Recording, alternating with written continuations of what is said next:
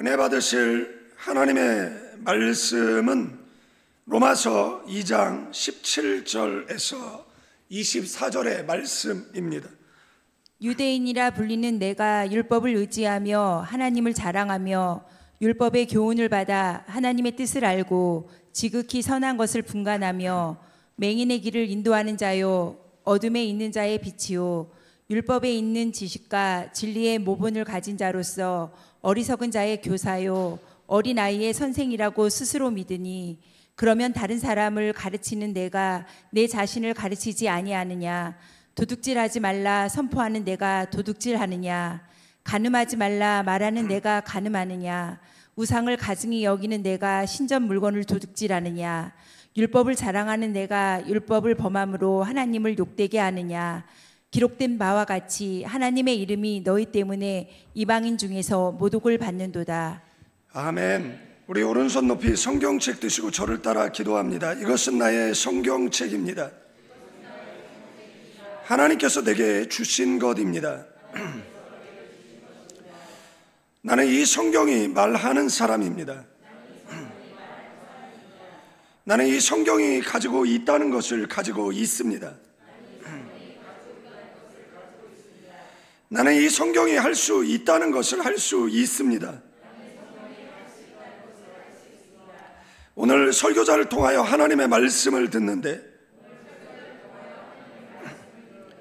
겸손히 받아들여 반드시 변화받을 것을 예수님의 이름으로 기도합니다. 로마서 2장 17절에서 마지막 29절까지 네 부분으로 나눌 수가 있습니다. 먼저 17절에서 20절까지의 내용 속에는 유대인이 가지고 있는 그 자부심, 선민이라는 그 자부심, 그리고 율법을 받았다라는, 그리고 그들에게 있는 그 특권의식. 여러분들, 그들은 율법을 받았기 때문에 구원을 받을 것이다 라는 그런 착각, 그런 우월감을 가지고 있었어요. 그래서 17절 말씀에 보면 유대인이라 불리는 네가 라고 이 내용이 시작되는 것을 보게 되어진다라는 사실입니다. 율법을 의지하고 하나님을 자랑한다, 그 뜻을 알고 지극히 선한 것을 분별하고 율법 있는 지식과 진리의 모범을 가졌다라고 이들은 확신을 했어요. 착각은 자유, 노망의 지름길이라는 겁니다. 두 번째는 21절에서 24절은 율법을 가리키는 하는데 지키지 않았다라는 겁니다. 그래서 바울은 이들의 위선을 지적하고 있습니다. 남을 가르치는 네가 네 자신을 가르치지 않는다라는 그들의 위선을 사도 바울은 비판하고 있습니다. 도둑질하지 말라라고 가르치면서 도둑질하고, 간음하지 말라고 하면서 간음을 하고, 우상을 가증히 여기면서 성물을 도둑질했다. 그래서 이것이 하나님을 욕되게 하는, 그리고 하나님의 이름이 너희 때문에 이방인 중에서 모독을 받는다라고 책망을 하고 있습니다. 25절에서 27절의 내용 속에는 그 할례, 그 외적인 할례가 무가치하다라는 이야기를 하고 있는 것이에요. 아무리 포장을 그리스도인처럼 한다라고 해서 내면이 그리스도인이 아니면 아니다라고 쉽게 설명을 드릴 수가 있습니다. 그리고 마지막으로 28절, 29절에 보면 참된 유대인은 마음의 할례를 행한 자라는 것을 이야기하고 있습니다. 그러니까 사람의 평가가 아니라 하나님이 그 사람을 인정하느냐 안 하느냐, 이것이 중요하다라는 이야기를 하는 것입니다. 여러분들, 이 말씀을 통해서 이름값이라는 제목으로 하나님의 말씀을 전하려고 합니다. 우리는 세상에서 때로는 예수쟁이라고 비하받기도 합니다. 우리 스스로는 그리스도인이다라는 자긍심을 가지고 있습니다. 그리스도인이라는 명칭은 처음부터 존경의 대상은 아니었다라는 겁니다. 조롱과 그리고 경멸이 섞인 호칭이 그리스도인, 리틀 그리스도라는 호칭이었어요. 사도행전 26장을 보면 바울이 아그리빠 왕 앞에서 복음을 전할 때 왕은 바울의 담대한 전도에 깜짝 놀라며 이렇게 말합니다. 네가 적은 말로 나를 권하여 그리스도인 되게 하려 하느냐라고. 당시 아그리빠는 그리스도인이라는 이름을 부끄러워했고 오히려 멸시했습니다. 하지만 사도행전 11장 26절에는 이렇게 기록되어 있습니다. 제자들이 안디옥에서 비로소 그리스도인이라 일컬음을 받게 되었다라고. 이 이름은 예수님을 따르는 제자들을 세상 사람들이 조롱하고 그 붙인 별명이었지만, 이 안디옥 교회는 이 부끄러운 이름을 삶으로 영광스럽게 바꿔놓았다라는 겁니다. 그래서 안디옥 교회 교인 때문에 그리스도인이라는 것이 자랑이 되어졌다라는 겁니다. 그 결과 약 300년이 지난 후 주 313년 이 콘스탄틴 대제가 로마 제국에서 기독교를 공인하는 일까지 이르게 되어졌습니다. 이처럼 그리스도인이라는 이름은 단순한 명칭이 아니라 무게가 있는 이름이라는 겁니다. 오늘 우리는 그 이름을 값싸게 여기지 말고 삶으로 증명해내는 저와 여러분 되기를 주님의 이름으로 축원드리겠습니다. 그리스도인은 슬픔 가운데에도 웃을 수 있는 사람이 그리스도인입니다. 성경은 의인은 7번 넘어져도 8번 일어난다라고 말하고 있습니다. 그리스도인은 넘어지면 일어섭니다. 문제를 만나면 기도로 돌파하는 사람입니다. 고난 가운데에서도 춤을 추는 사람이 그리스도인인 줄로 믿습니다. 눈물 가운데 노래하는 사람이 누구라고요? 그리스도인입니다. 죽음 가운데에서도 기뻐하는 사람이 그리스도인입니다. 요즘은 장례가 많이 나서 장례식장에 가게 되어지면 그리스도인들 장례식장에는 은혜가 있어요.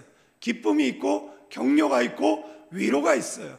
그렇지 못한 곳에 가보면 다툼이 있어요. 싸움이 있어요.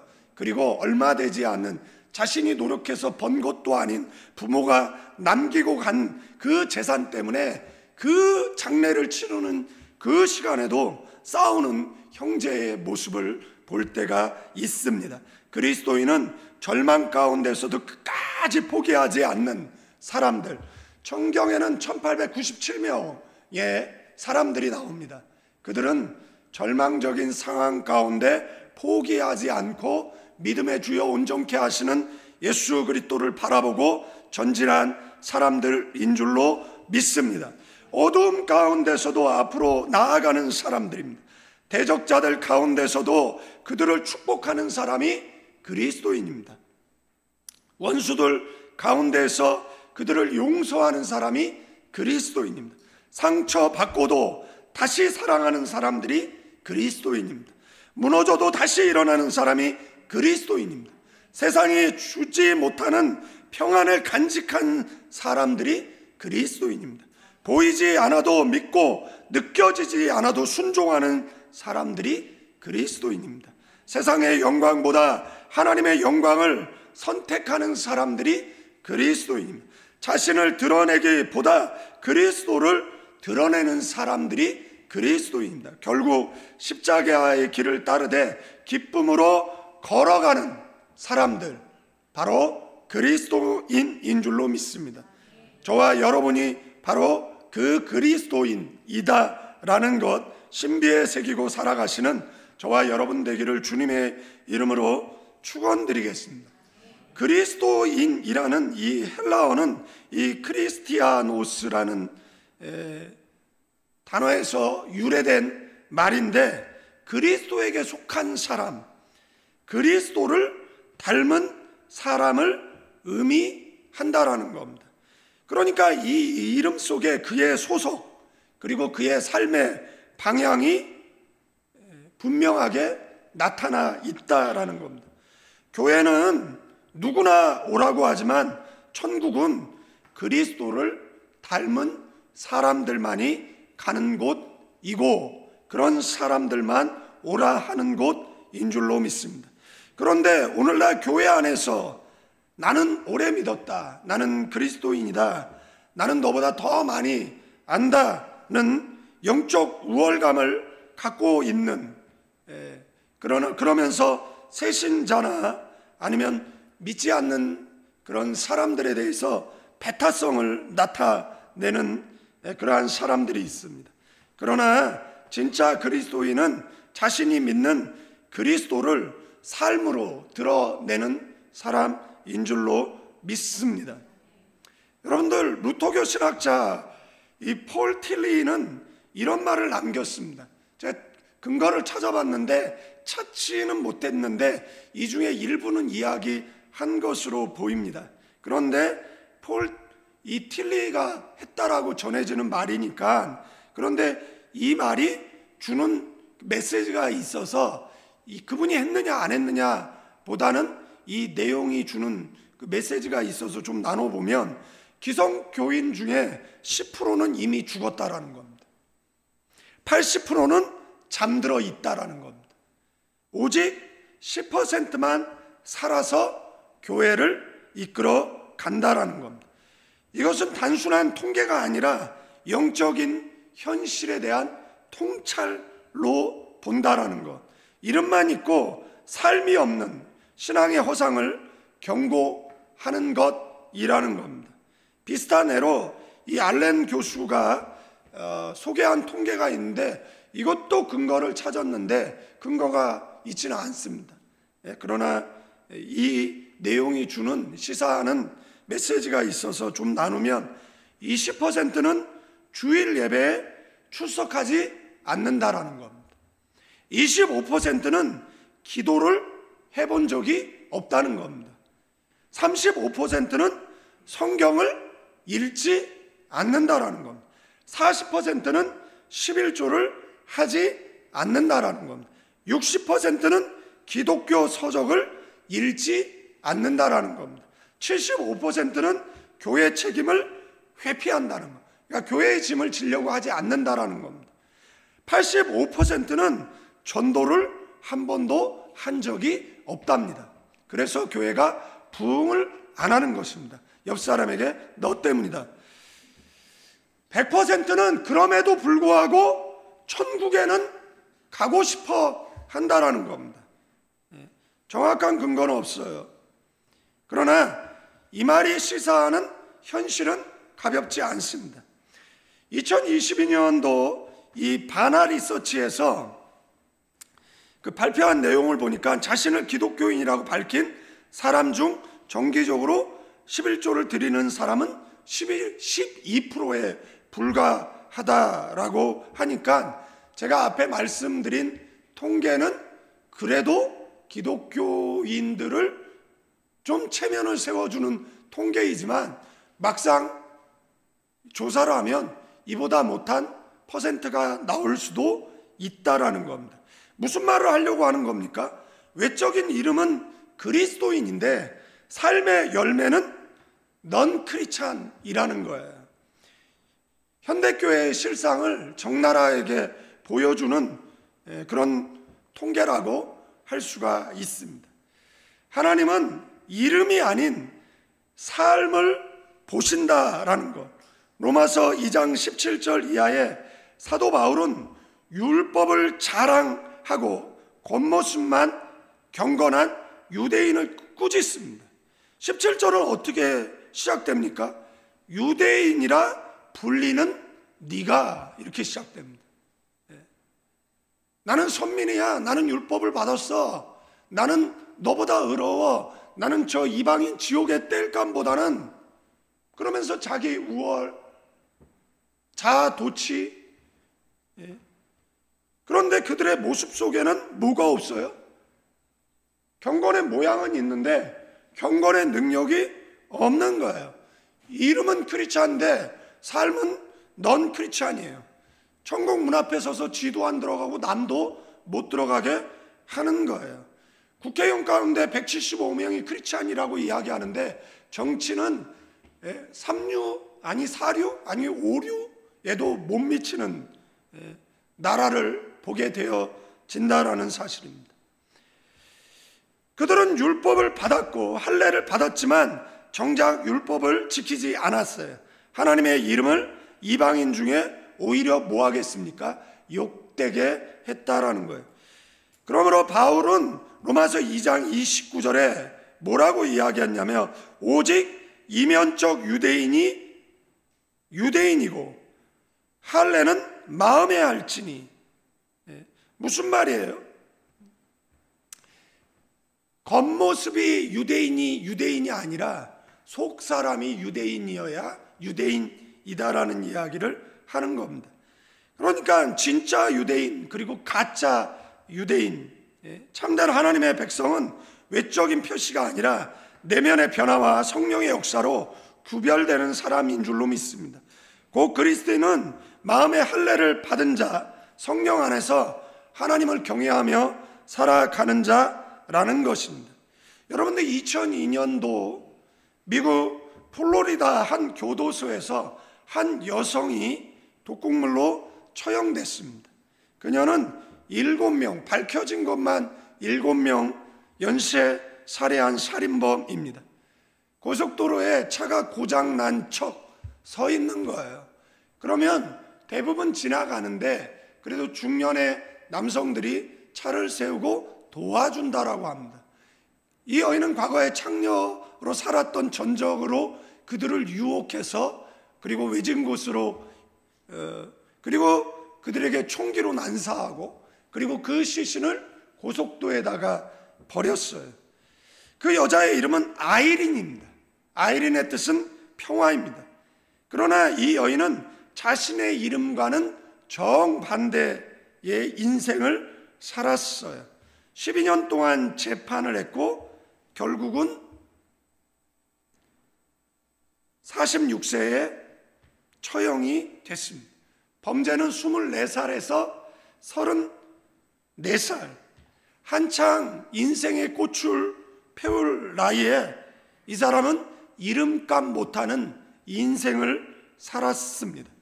마치 성경 속에 나오는, 여러분들 우리가 성경 속에 이런 사람은 되지 말자. 우리는 기도할 때 우리 속에 아간이 없게 해달라. 우리 속에 아나니아 삽비라가 없게 해달라. 우리 속에 유다가 없게 해달라. 우리는 그런 기도를 드리거든요. 그런데 유다의 이름의 뜻은 뭐예요? 찬송이에요.